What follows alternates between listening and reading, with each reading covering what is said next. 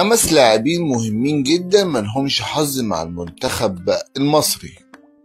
رقم 1 حسين الشحات، 260 مباراة فقط مع النادي الأهلي، حوالي 20 بطولة وحوالي 60 هدف مع النادي الأهلي، غير طبعا الأندية الأخرى. تعال أقول لك بقى أرقامه مع المنتخب.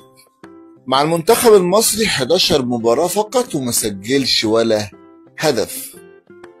رقم 2 سام مرسي، بمواليد سنة 91، بيلعب في الدوري الإنجليزي من سنة 2009. تخيل لعب في الدوري الإنجليزي 400 مباراة. تخيل بقى في المنتخب المصري ما لعبش غير 7 مباريات فقط ومسجلش ولا هدف. رقم 3 شيكابالا، 27 سنة كورة، في تاريخه كله 550 مباراة. تخيل مع المنتخب 32 مباراة فقط مسجلش غير هدفين.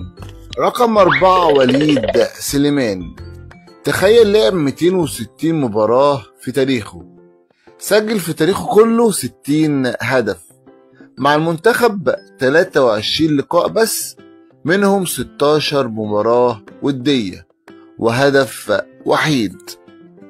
رقم 5 محمد عبد المنصف، لعب في حياته كلها 26 سنة كورة، من سنة 1995 لحد سنة 2021. تخيل لعب حوالي 500 مباراة، ما لعبش بقى مع المنتخب غير 12 مباراة فقط.